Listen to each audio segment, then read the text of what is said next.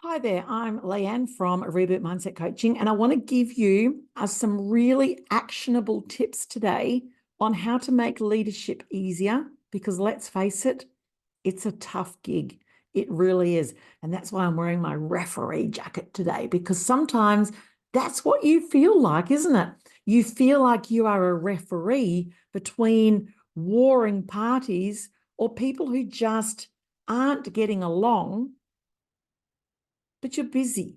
You've got stuff that you need to be doing. You don't want to be sorting out this stuff all the time, but it just keeps rearing its head up. So what do? I want to explain to you 3 different leadership personalities that we drop into, and then I'm going to dive into the most common one and give you some tips on how to get out of it so that you can get your people solving their own problems so that you can actually get back to work. And let's face it, managing is in managing situations and people. Leadership is about teaching those people how to be better and how to cope better. So let's talk about the 3 different personalities. The first one is we've got, and these aren't technical terms, it's just how I liken it. We've got the victim leader or the suffering leader. And this is the leader that's, you're doing my head in. It's all too hard. I don't know what to do. People are just making life hard for me. I don't know if I want to do this. I don't deserve this. I didn't sign up for this. It's not worth me even doing anything because it's not like any of them are going to listen. There's no point telling them what to do because they're a law unto themselves. And life feels heavy as a leader. Then we have the persecutor leader, who is like the objector, who is like the boss, who is the person in charge. And if you're in this cycle, it's about, don't bring me a problem, bring me a solution. It's like, well, you guys just need to go and sort your stuff out. It's like, who's the problem? Let's work out who the problem is and go and deal with this. Who caused this?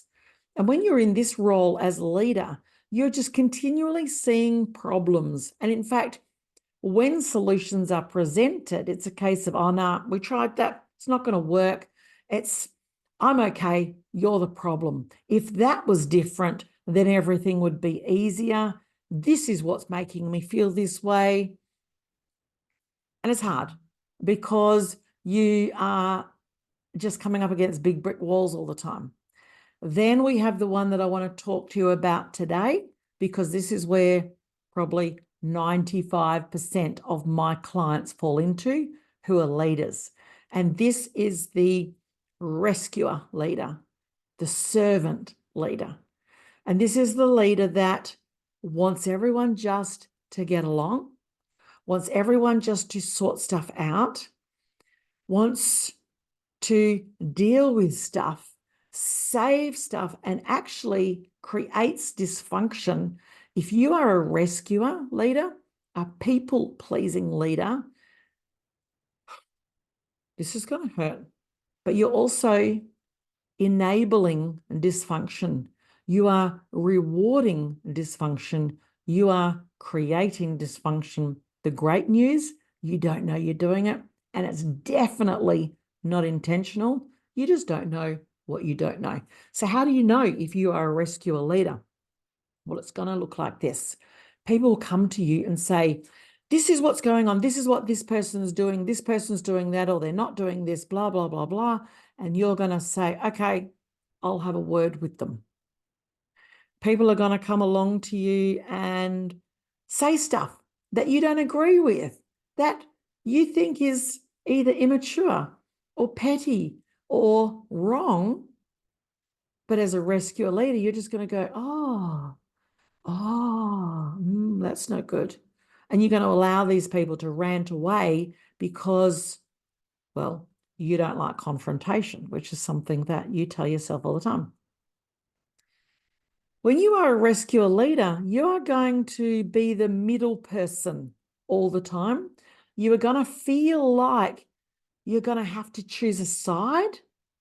You will take people aside for individual meetings rather than convey a message to everyone, because you kind of change the way that you say stuff depending on who's in the meeting. So you're going to much prefer to talk to people one-on-one than you are as a group, because you need to make sure that you don't upset anybody.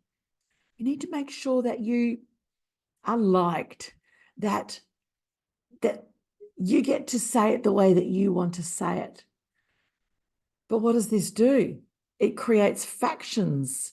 It creates that person seeing you treat that person differently.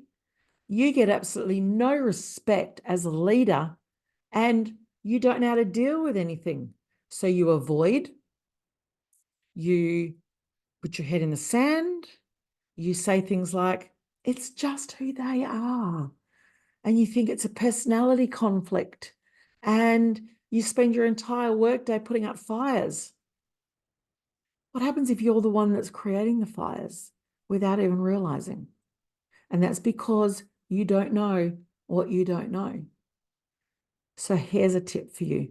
I'm going to give you 3 ways, 3 things that you can do that are not going to hurt. They're not going to create confrontation, and they're easy, and it's going to stop the problems arising. Number 1, when someone comes to you and starts complaining about someone else, you are not going to say, okay, I'll have a word with them. What you're going to say instead is, wow, that I can see this is really affecting you. This is really important. I tell you what, I'm going to line up a meeting because I think that you need to be able to share this with that person. What do you think is going to happen?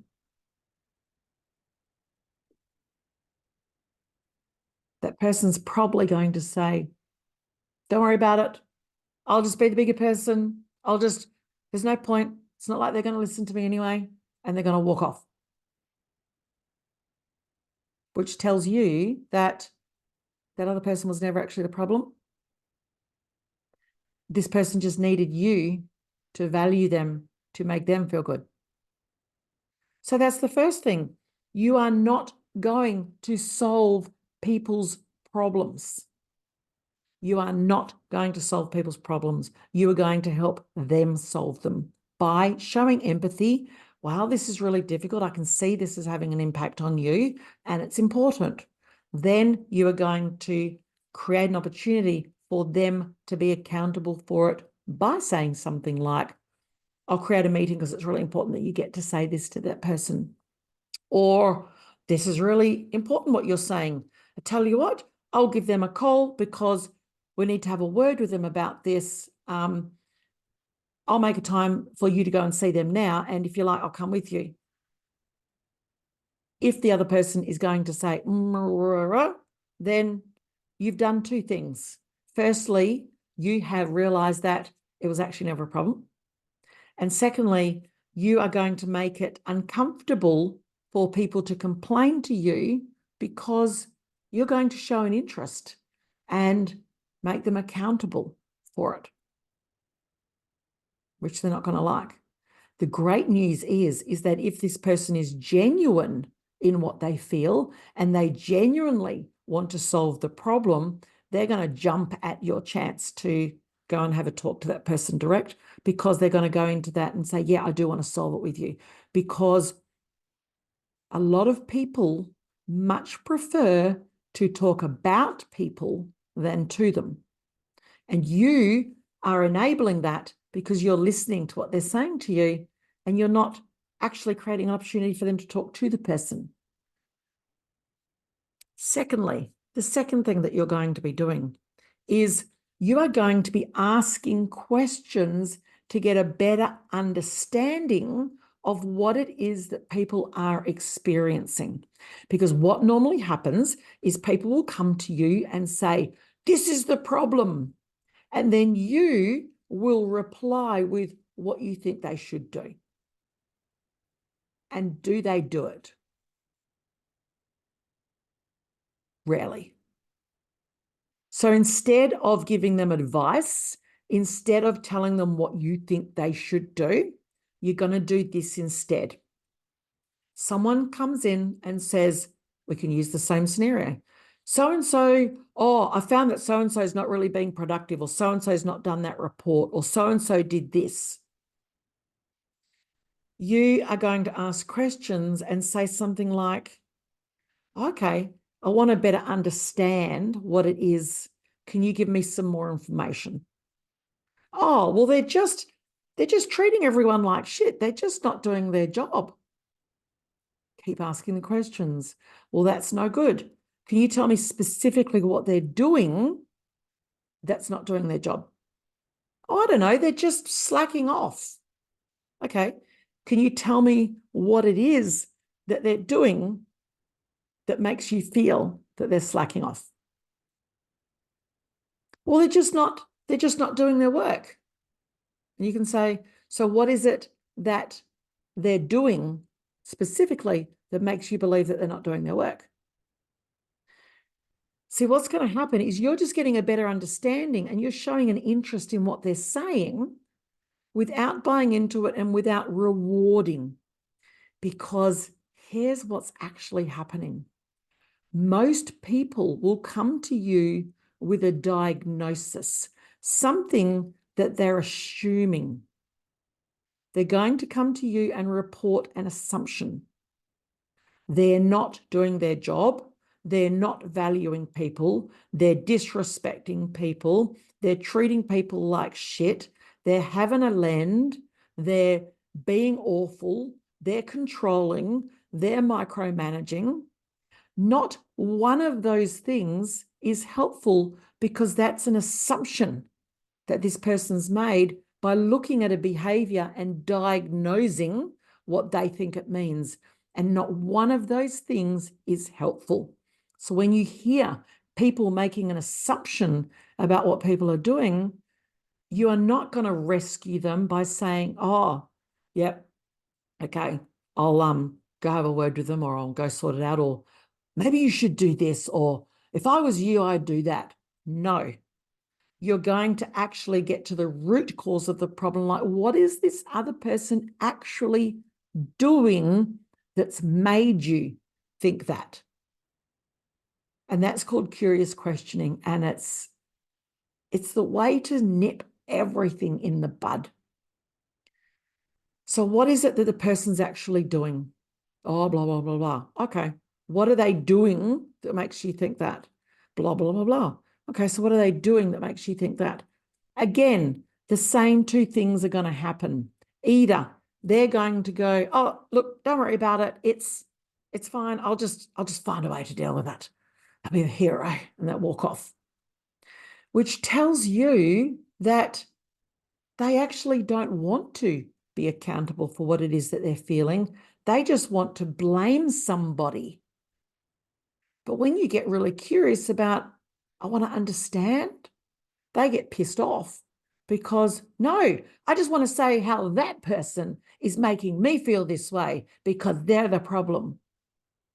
And how does that help anybody?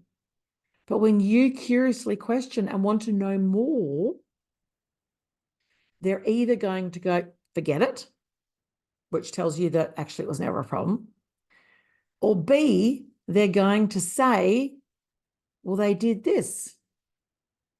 So if someone was to say, well, they're just treating me like shit, and you go, well, that's no good. What is it they're doing that makes you think that they're treating you that way? And they go, well, they're just not respecting. They're just not respecting me. And you go, well, that must be really hard. What specifically are they doing that's making you feel that they're not respecting you? Well, they're just not giving a shit. Well, that would be difficult. What are they actually doing that's making you feel that they're not giving a shit? Well, they're talking over the top of me when I'm talking. Bingo. Now you've got the behavior. That's actually what's going on. They're being talked over when they're talking. Not that they're disrespecting, not giving a shit, devaluing. None of that is helpful. When you use the questioning, you get down to what's actually happening. They're interrupting me when I'm trying to talk. then you can give them some tips and go, well, I don't think I would like that either. When they do interrupt you, what do you reckon you could do so that they didn't do that? And they might go, well, I could just ask them to hear me out, and then I'll hear them out. And you go, how fantastic is that? This is really great. And I really applaud the fact that you've worked with me on this, because you can see how feeling like someone doesn't give a shit or they're not respecting you is hard, but it's too big a chunk for us to deal with. We need to work out specifically what it is, and you've just done that. The problem is not that they're treating you like crap. The problem is not that they're disrespecting you. The problem is that they're talking over the top of you. And currently, when they do that, you're probably going, and you're just being quiet. So we're not actually teaching them not to do that.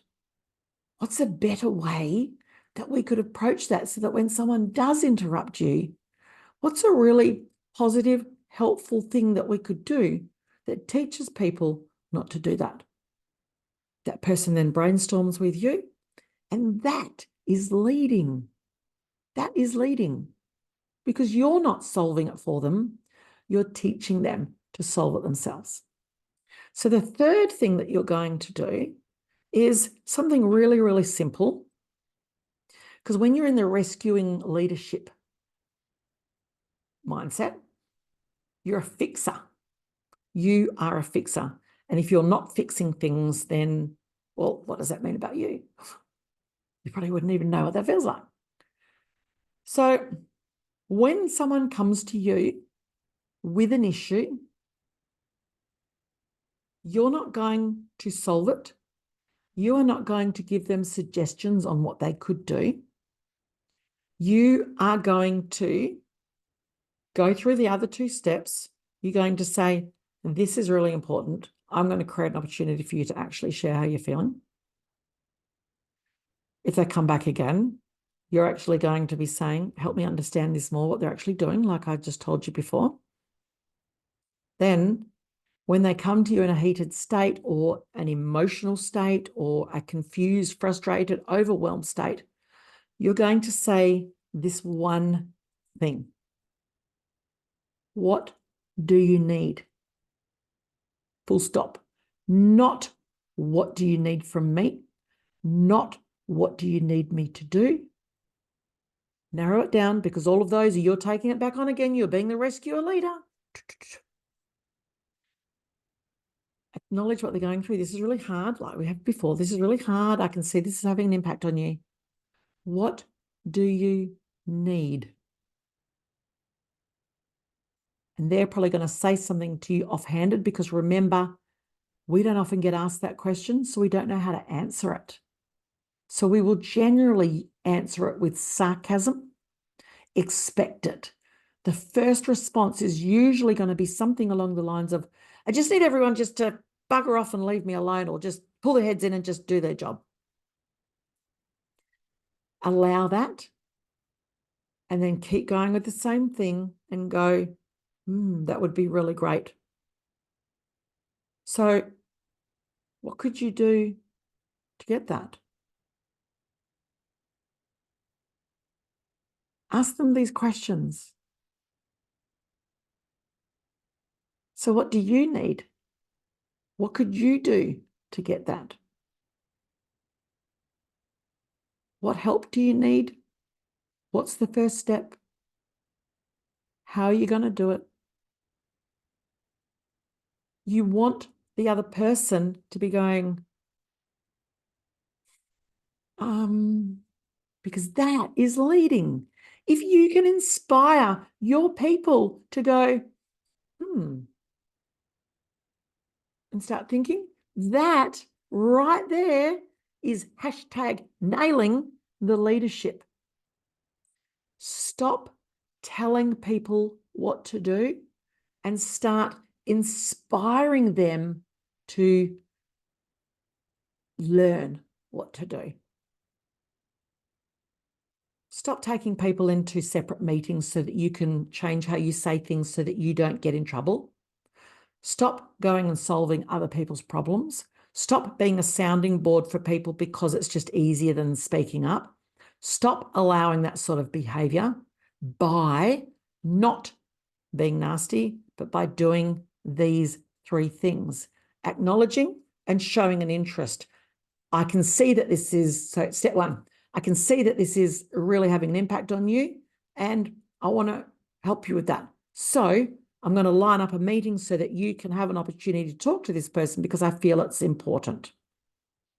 99% of all of your issues are going to resolve at that stage, because most people that have a problem don't have a problem with another person. They have a problem with their own sense of unimportance. So they're coming to you because you make them feel important by listening to them, allowing them to rant, and then you go and have the conversation for them. It's not helpful for anyone, and it's taking up your time, and it's teaching people behave like a child, and I'll give you a lolly. So step 1, acknowledge what they're going through and create an opportunity for them to voice it with the people involved without you speaking for them. Step 2, show an interest in what it is that they're saying and get to the root cause by asking questions. That's no good that you feel that way. I don't want you to feel that way. Tell me exactly, specifically what's happening that's making you feel that way. And keep asking that question till you get down to an actual physical thing that's happening, and then say, oh yeah, I can see that would be a problem. So what do you think you could do? Again, a lot of people go, oh, it's no point. It's no point. They're not going to listen, and they're going to walk off, which again shows you it was actually never a problem with the person. It was a problem with the fact that they're feeling unimportant and they wanted you to make them feel important. But occasionally they will say, they're interrupting me, or they're not getting this to me in time, or they're showing up late, or they're rolling their eyes when I talk to them. That's when you can then say, not, I'll go have a word with them, but you're going to say, so what do you think you could do when that happens? Because your job as a leader is not to tell people what to do. Your job as a leader is to help them learn what to do, because then they'll use those tools again. Then the 3rd tip is, when someone comes to you in a heightened state, say to them, what do you need?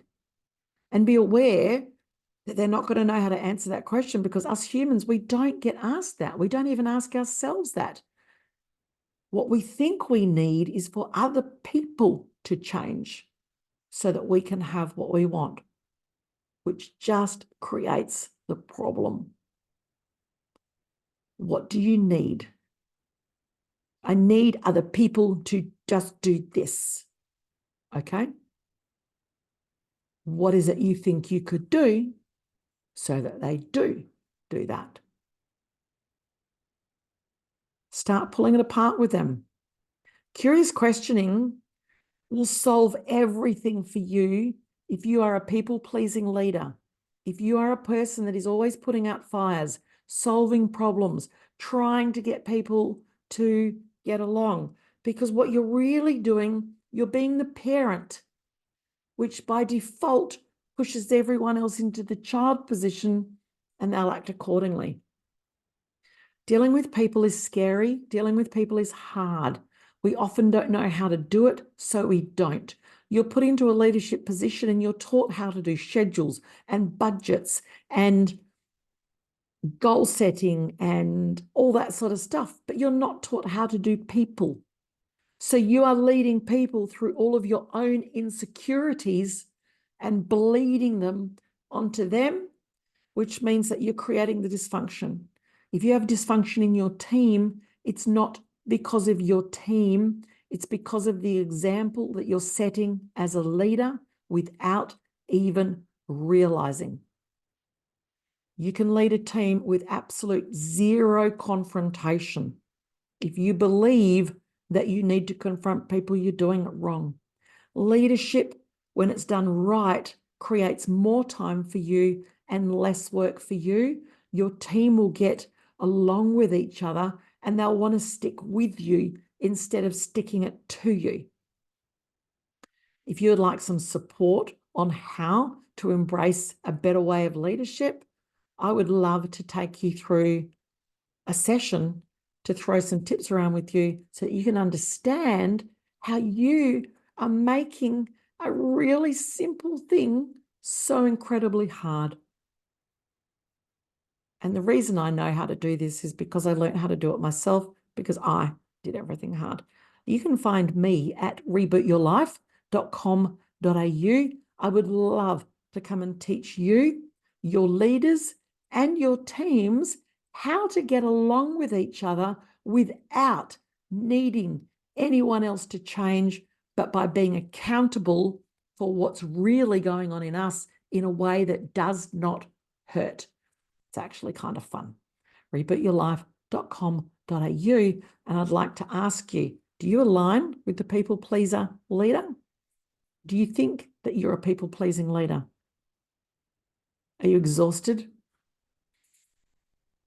I'd love to know your thoughts. Did anything come up for you in this? Did you resonate with it? Which bits did you resonate with? Do you think that I'm full of shit? All of it. I'd love to know. Please drop me a comment below and tell me what you think.